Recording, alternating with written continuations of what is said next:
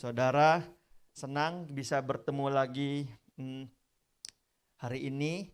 Nah, kali ini adalah kalau saudara bisa lihat sepanjang bulan lalu kita belajar tentang self esteem dari waktu ke waktu, saudara ya. Khususnya apa yang saya bagikan dari kita belajar tentang Adam dan Hawa, kita belajar tentang keturunan berikutnya Kain, kita belajar tentang keturunan berikutnya lagi ketiga Lameh, kita belajar tentang Saul. Dan hari ini saudara, saya mau angkat satu tokoh ya. Saya coba saudara tebak-tebak di rumah ya. Saya akan bacakan saudara tentang tokoh ini. Di masa kecilnya ia melihat bapaknya tidak pernah mencintai ibunya. Bapaknya hanya mencintai ibu tirinya. Bapaknya hanya menyayangi anak dari mama tirinya. Mereka mendapatkan perlakuan yang berbeda. Itu sebabnya ia dipenuhi kesedihan dan rasa iri. Ia pernah terlibat dengan skandal. Terlibat skandal dengan menantunya sendiri ketika ditinggal mati istrinya. Kedua anaknya meninggal di usia muda, namun keturunannya menjadi pilihan Tuhan. Siapakah dia? Nah saudara, saya percaya ada banyak saudara yang sudah dapat menduga-duga saudara. Ya betul, dia adalah Yehuda saudara. Ya, anak dari Yakub. Saudara tahu tentu waktu masa kecilnya dia tahu bahwa papanya Yakub tidak pernah mengasihi mamanya Lea. Papanya hanya mengasihi istrinya, saudaraku ya. Yang kedua, adiknya Lea, saudara. Bahkan kakaknya yang pertama diberi nama Ruben, yang artinya menderita, ya. Saudara, hidup dalam penderitaan. Saya percaya Yehuda kecil ini melihat perlakuan yang gak adil, saudara. Dia melihat Yusuf, ya adiknya diperlakukan, dibeli baju yang maha indah, dibuatkan baju yang maha indah, dan dia bertumbuh dengan rasa marah, kecewa, iri. Tapi ini yang terjadi, saudara. Ya, kalau saudara baca Kejadian 49 ayat 8 sampai dengan ayat yang 10, sebetulnya ayat sampai ke ayat 12, tapi saya cuma ambil 3 ayat, saudara. Masa kecil yang hancur, bahkan dosa yang begitu luar biasa. Kalau saudara bayangin ya, zaman dulu menantu sama mertua skandal, saudara, sampai menantunya hamil, saudara ya. Dan anaknya mati muda, istrinya dia ditinggal mati istri, betapa hancur hidupnya. Tapi kalau saudara lihat di Kejadian 49 ini, ayat 8 sampai ayat 10, sebetulnya saudaraku, Yehuda dipilih Tuhan lewat Yakub seperti menggantikan Ruben sebagai suku yang tertua, kakak tertua, anak sulung, saudara. Bahkan dari 12 suku, ya waktu Yakub mau meninggal, Yehuda dapat 5 ayat berkat semua isinya, saudara. Nah, 3 diantaranya saya akan bacakan hari ini buat saudara, supaya saudara lihat betapa orang yang hancur bisa dipakai Tuhan, bisa diubah Tuhan, bahkan bisa diberkati Tuhan. Kejadian 49 ayat yang ke-8 sampai 10, demikian bunyi firman Tuhan. Yehuda, engkau akan dipuji oleh saudara-saudaramu, haleluya. Tanganmu akan menekan tengkuk musuhmu, kepadamu akan sujud anak-anak ayahmu. 49 ayat 9, Yehuda adalah seperti anak singa. Setelah menerkam, engkau naik ke suatu tempat yang tinggi. Hai anakku, ia meniarap dan berbaring seperti singa jantan atau seperti singa betina. Siapakah yang berani membangunkannya? 10, tongkat kerajaan tidak akan beranjak dari Yehuda ataupun lambang pemerintahan dari antara kakinya, sampai dia datang yang berhak atasnya. Maka kepadanya akan takluk bangsa-bangsa. Yang percaya katakan amin.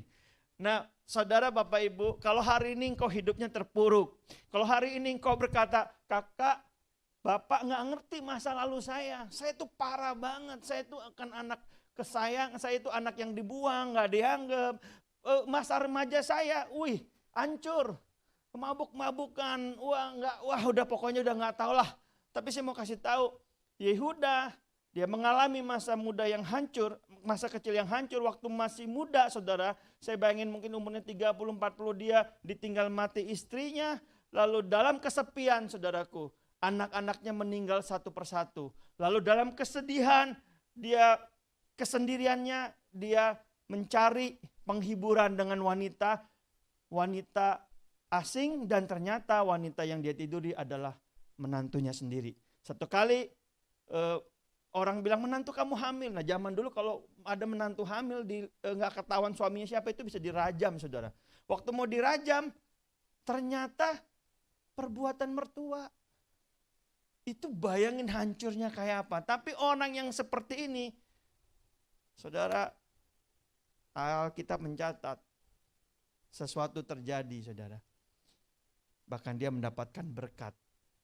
Bahkan berkatnya istimewa dibandingin saudara-saudaranya yang lain, saudara.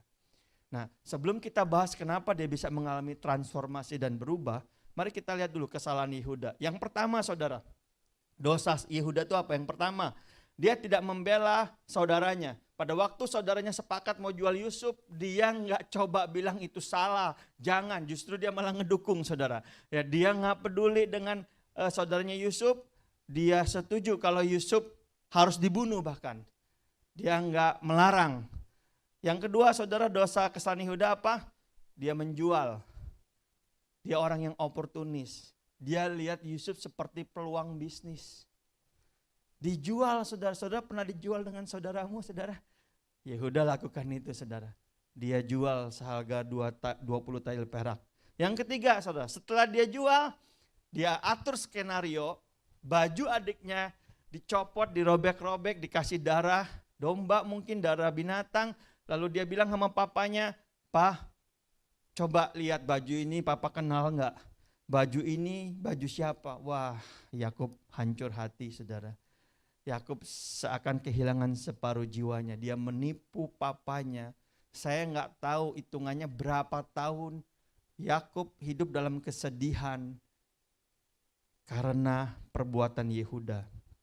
Yang berikutnya, saudara, dosa Yehuda. Yehuda memberontak, rebel sama papanya. Caranya gimana? Gampang. Kawin sama perempuan Kanaan. Saudara tahu dari zaman Abraham, saudara, waktu dia menikahin Ishak, dia suruh orang pergi ke tanah Ur Kasdim untuk ketemu sama Laban. Setuju ya? Cari katanya. Waktu zaman Yakub pergi ke Laban, saudaraku. Dia datang cari anaknya Laban, saudara.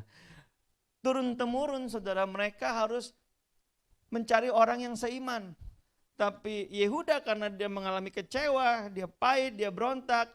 Bahkan dia menikah dengan perempuan Kanaan, saudara. Dan yang berikutnya kesalahan Yehuda apa, saudara? Anak-anaknya dibunuh.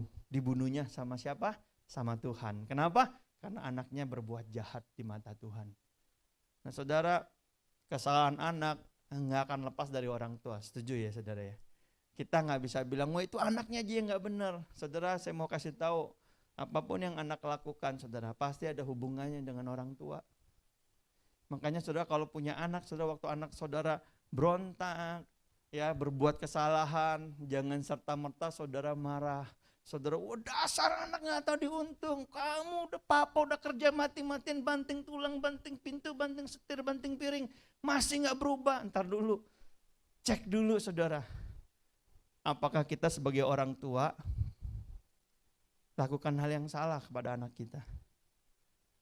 Nah, hari itu anaknya berbuat salah, saudara. Berbuat dosa dan mati di tangan Tuhan.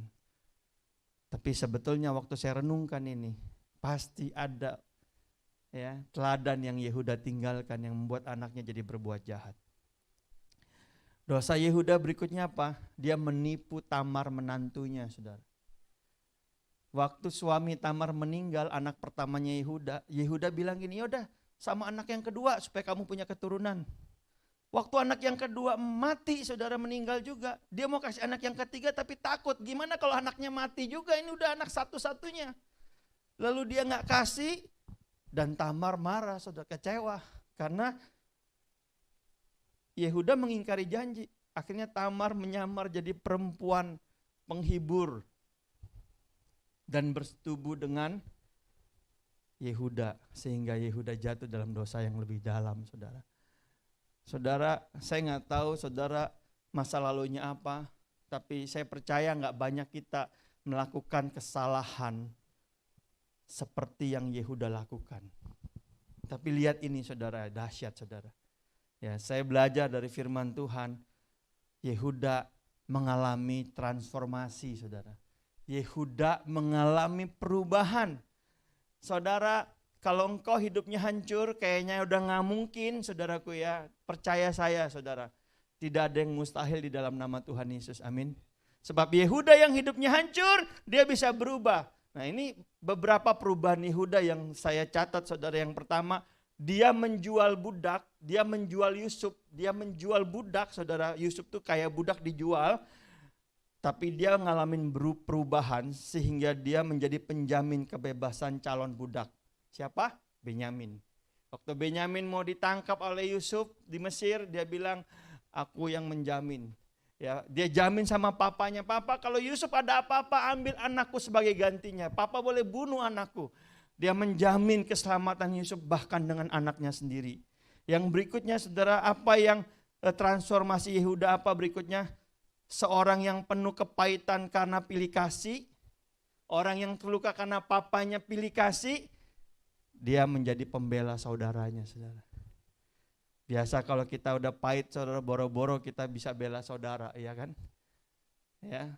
Tapi dia orang yang luka karena kasih sayang yang berbeda, perlakuan yang berbeda, dia bertransformasi. Dia nggak peduli dengan semua itu, dia bahkan menjadi pembela saudaranya, saudara. Dan yang lebih dahsyat lagi ini, saudara. Yang berikutnya, dia orang yang mendukakan hati bapaknya. Dia kawin sama perempuan asing Kanaan. Dia memberontak, tapi waktu dia ngalamin perubahan saudara, dia menjadi seorang pembela dan penyayang bapaknya. Bisa loh saudara Yehuda bilang gini kepada Yusuf. Waktu itu dia gak tahu kalau Yusuf itu adalah saudaranya. Dia pikir Yusuf itu adalah orang Mesir. Dia bilang gini, bagaimanakah dengan papaku kalau sampai adikku ya nggak kembali kepadanya, papaku bisa mati, aku nggak bisa pulang ketemu wajah papaku tanpa adikku. Saudara, begitu membelanya dia terhadap Yakub, saudara, begitu dia mengasihi Yakub, padahal dia adalah sosok yang sangat membenci bapaknya Yakub, saudara. Saudara, apa yang bisa mengubah Yehuda dari seorang yang penuh dengan kepahitan menjadi seorang yang mengasihi papanya. Jadi orang yang menjual saudaranya menjadi pembela saudaranya. Jadi seorang yang tadinya oportunis saudaraku, gak pusing yang lain. Tapi dia menjadi anak sulung saudara yang menanggung beban buat saudara-saudaranya. Waktu saya pelajari saudara, saya temuin di Kejadian 38. Apa yang membuat dia berubah adalah pain, sorrow, and suffering saudara. Ya, kesedihan, penderitaan dapat mengubah seseorang. Saudara dengar baik-baik hari ini. Nanti saudara bisa baca di rumah Kejadian 38. Saudara dengar baik-baik hari ini. Kalau engkau ada dalam kondisi yang menyedihkan. Kalau engkau ada dalam kondisi kesakitan saudara. Terutama hatimu sakit. Hatimu terluka. Hatimu kecewa saudara. Ya, hatimu gak bisa menerima keadaan. Dengar saudara, Tuhan itu bisa pakai kesedihan, luka, penderitaan membuat saudara mengalami titik balik bersama Tuhan. Amin. Nah, saya belajar saudaraku. Di Kejadian 38. Yehuda, dia ditinggal istrinya. Gak cukup dia ditinggal istrinya. Kalau saudara baca ayat berikutnya, dia ditinggal mati anak pertamanya. Dia ditinggal mati anak kedua saudaraku. Ya saudaraku, gak sampai di situ saudaraku. Ketika dia coba menghibur diri dengan wanita yang dia pikir ya sudah saya bayar gitu ya. Saya bayar dengan kambing, saya bayar dengan domba. Saya bertanggung jawab. Ternyata wanita itu adalah menantunya sendiri. Saya kebayang hari itu betapa malu dan hancurnya hidupnya. Mungkin hari itu waktu itu dia gak berani ketemu siapa-siapa saudara. Mungkin lingkungan di sekitarnya bilang wah gak nyangka ya. Pagar makan rumah. Biasa makan tanaman doang. Ini rumah yang dimakan saudara. Ya mertua makan menantu. Saya gak kebayang hatinya kayak apa saudara. Tapi ini yang membuat dia bangkit saudara. Winner make mistakes. Seorang pemenang bisa saja buat kesalahan. Tapi seorang pemenang adalah seorang yang walaupun pernah jatuh, tersandung, tetapi dia bisa bangkit menjadi seorang yang lebih jujur, lebih rendah hati, dan lebih berani dari sebelumnya. Itulah Yehuda, saudara. Hari ini engkau mungkin dalam kondisi yang sedih, ya, dalam kondisi yang enggak mudah. Engkau mungkin dalam kondisi yang terpuruk di bawah sana. Tapi belajar dari Yehuda, saudara, segala kepahitan, kesedihan, penderitaan itu membuat dia justru bangkit. Dia bertemu Tuhan, saudara. Dalam kesedihannya dia bertemu Tuhan. Nah saudara, kenapa Tuhan pilih Yehuda? Padahal Yehuda itu enggak ada dalam hitungan, unexpected leader. Dia bukan termasuk kategori, saudara. Yusuf satu-satunya kategori kalau saudara baca di zaman itu. Tapi ini apa yang mengubah dia, saudara. Yang pertama, saudara nanti bisa baca Kejadian 38. Dia berani mengakui kesalahannya kepada Tamar. Waktu Tamar bilang gini, aku hamil, aku mengandung. Tapi aku mengandung dari anak orang yang punya tongkat ini. Aku mengandung dari orang yang punya cincin ini. Waktu dia lihat, wah, cincin saya yang hilang katanya. Waduh, alamak jang. Ya. Kenapa kamu lakukan itu? Karena kamu mengingkari janji. Kamu janji mau kasih anak kamu yang paling kecil sebagai pengganti suamiku. Supaya ada keturunan yang diteruskan. Tapi kamu enggak melakukannya. Sehingga aku melakukan ini supaya aku tetap punya keturunan, kata Tamar. Dan dengan rendah hati Yehuda bilang gini, Tamar, aku salah. Maafkan aku. Saudara, seringkali apa yang gak membuat kita mengalami transformasi ke arah yang lebih baik. Waktu kita tahu salah, kita menghindar. Waktu kita tahu salah, kita berargumentasi. Yang paling parah, waktu kita tahu salah, kita salahin orang lain. Kita salahin keadaan. Kita bilangin, iya gue salah, tapi tahu gak gue salah begini? Ya karena itu. Jadi kita salah, tapi orang juga salah. Kalau bisa salahnya rame-rame. Kalau salah sudah rame-rame, berarti nggak ada yang salah. Kenapa? Karena rame-rame. Sekampung salahnya. Gimana hukumnya kalau sekampung? Tapi Yehuda enggak, saudara. Saudara, kalau hari ini Tuhan bicara ada kesalahan yang kau lakukan. Mari datang sama Tuhan, akui. Kalau engkau harus menghadapi orang-orang tertentu untuk membereskannya, lakukan, saudara. Yang kedua, saudara, mengapa Yehuda berani menanggung keselamatan saudaranya Benyamin, saudara? Ada keberanian.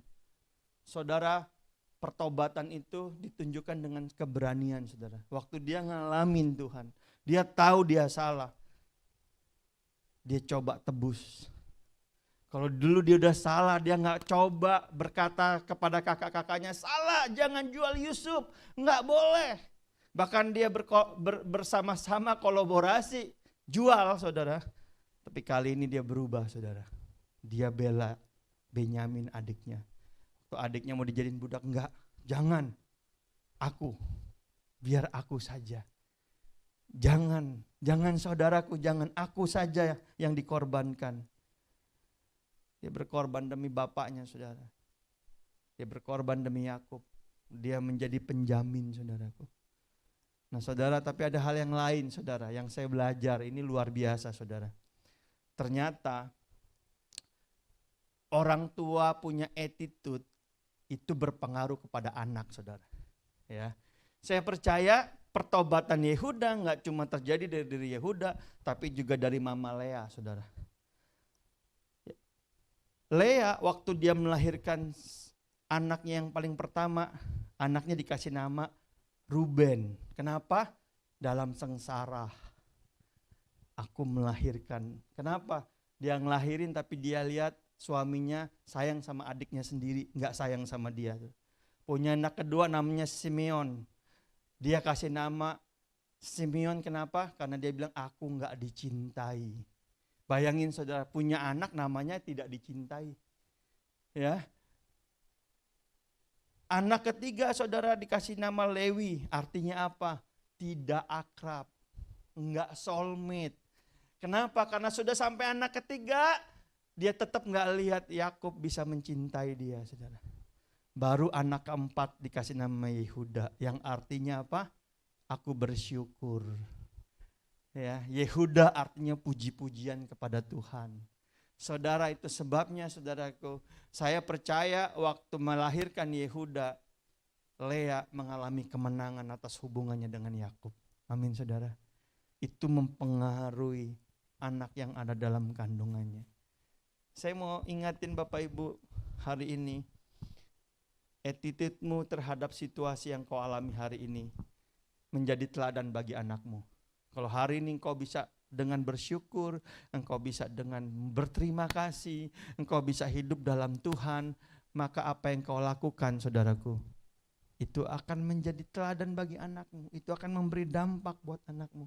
Yehuda jauh sebelum dia ngalamin luka melihat ketidakadilan, tapi dalam kandungan ibunya dia dapat sesuatu yang lain, saudara. Karena mamanya memberi dia nama puji-pujian, karena mamanya mengucap syukur kepada Tuhan. Amin. Mamanya menang atas hubungan. Itu sebabnya anaknya juga ngalamin kemenangan. Nah, yang terakhir, saudara, kenapa Yehuda? Saudara, kalau lihat nanti kenapa Tuhan pilih generasi Yehuda, saudara. Dari Yehuda sampai ke generasi Kaleb, saudara akan temukan bahwa Kaleb menjadi pribadi yang sangat bertanggung jawab. Kaleb bin Yefun dari suku Yehuda. Dia adalah satu-satunya dari 12 suku, saudara. Ada 2, dia dan Yosua, ya. Tapi Kaleb itu bilang gini, saudara. Berikan aku Hebron, supaya aku menaklukkan Hebron seperti yang Tuhan janjikan. Kenapa Hebron? Bukan karena dia serakah mau dapat Hebron. Karena Hebron adalah pusatnya raksasa di zaman Yosua. Pusatnya orang-orang raksasa, saudara. Dan seluruh Kanaan udah dikuasai kecuali Hebron. Kaleb ambil tanggung jawab, saudara. Saya percaya, saudaraku, kenapa Kaleb bisa ambil tanggung jawab? Karena dia lihat contoh dari kakek-kakeknya, saudara.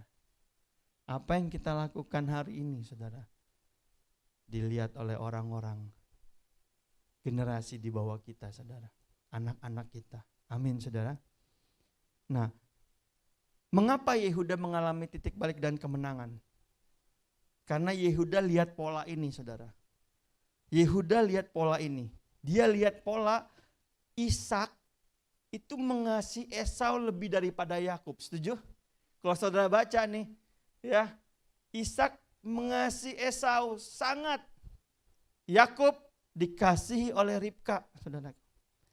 Ya, Yakub pengen banget disayang, pengen jadi anak sulung tapi nggak bisa. Makanya dia dengan cara menipu, saudaraku, tukeran pakai semangkok kacang merah. Lalu waktu Yakub merasa diperlakukan nggak adil, pilih kasih waktu dia menikah, saudaraku.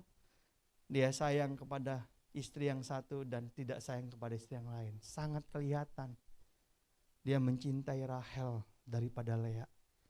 Enggak cuma cinta sama mamanya, anak-anak juga diperlakukan enggak adil. Saudara bisa lihat pola enggak, saudara? Pola akibat kasih yang tidak seimbang. Pola akibat pilih kasih itu hancurin, ya, generasi berikutnya, saudara. Kalau saudara punya anak lebih dari satu, belajar berlaku adil, saudara. Karena anak itu bisa menilai. Anak itu bisa melihat, saudara. Ya. Nah, waktu Yehuda lihat pola ini, saudaraku, Yehuda mulai ngerti, oh ternyata Papa Yakub berbuat salah, pilih kasih, karena dia juga dulu dipilih kasih. Makanya, saudara, Yehuda coba mematahkan rantai kutuk ini. Nah, kenapa Yehuda bisa menang, saudara? Karena Yehuda mencoba berdiri dalam sepatu ayahnya. Dia punya compassion. Dia coba ngebayangin, kalau aku jadi ayah, ya, dapat perlakuan nggak adil, apa yang akan aku lakukan? Yehuda mulai pikir-pikir, Kalau aku 12 orang, yang disayang cuma satu, tapi kita 10 orang lain, 11 orang lain, kita punya apa? Punya geng, punya teman cerita. Kita nggak merasa diperlakukan tidak adil sendiri, tapi Yakub sendirian menanggung perlakuan tidak adil itu. Dia mulai empati sama ayahnya, saudara. Dia mulai merasakan apa yang ayahnya rasakan. Itu sebabnya, saudara, dia bisa berubah dari orang yang menipu ayahnya menjadi pribadi yang membela ayahnya habis-habisan. Yang kedua, saudara, apa yang membuat Yehuda bisa menang dan mematahkan rantai kutuk? Dia melepaskan dirinya dari mental victim. Tahu nggak, saudara, yang buat kita gagal menang itu apa? Karena kita selalu merasa kita korban. Ya, aku kan kayak gini, korban lah. Korban dari orang tua yang kayak dulu. Ya aku kayak gini, korban lah. Korban dari suami, kena KDRT. Ya aku kayak gini, ya korban lah. Korban istri, ya istri yang terlalu dominan. Oh aku kayak gini mah, ya aku korban lah. Korban keadaan, mau apa lagi? Namanya juga lagi COVID, keadaannya susah, ya udahlah terima aja. Kita selalu menaruh diri kita sebagai seorang korban. Saudara, kalau saudara taruh mental saudara sebagai mental korban, yang ada cuma mengasihani diri, saudara. Saudara gak akan pernah bangkit. Amin. Saudara tahu gak, saudara, Tuhan itu tahu menaruh saudara dalam situasi keadaan. Tuhan itu tahu kemampuan saudara untuk keluar dari situ. Pencobaan yang saudara alami nggak akan pernah lebih kuat lebih besar daripada apa yang saudara sanggup tanggung. Amin, saudara. Nah yang ketiga dan yang terakhir, saudara, mengapa Yehuda dapat mematahkan rantai kutuk ini? Dia mengganti energi negatif yang fokusnya ke dalam menjadi energi positif yang fokusnya keluar. Kalau tadinya dia berpikir gini, wah, gue memang paling menderita. Wah, memang gue paling gak adil deh diperlakukan. Wah, dia ganti, saudara. Dia mulai berpikir, terjadi kelaparan, gimana supaya keluarga mereka bisa makan. Dia usulin pergi ke Mesir sama saudara-saudaranya. Waktu makanan habis, dia usulin, ayo kita balik lagi ke sana. Waktu Benyamin ditahan, dia bilang apa? Saya aja yang ditahan, gantiin. Dia mengubah rasa iba, rasa seakan-akan dia korban menjadi energi positif yang buat dia bisa melihat jauh ke depan. Dia bisa melihat melampaui apa yang bisa orang lain lihat, saudara. Hari ini, saudara, sebelum saya akhiri, berapa banyak engkau menjadi pribadi yang sama seperti Esau, sama seperti Yehuda. Engkau merasa engkau korban. Engkau merasa engkau gak berdaya. Engkau merasa, saudara, engkau gak mampu. Tapi belajar dari apa yang Yehuda lakukan. Dia coba berdiri dalam sepatu orang yang menyakiti dia. Dia coba melepaskan dirinya dari mental victim. Dia coba mengubah energi negatif menjadi energi positif, saudara. Mari kita datang sama Tuhan.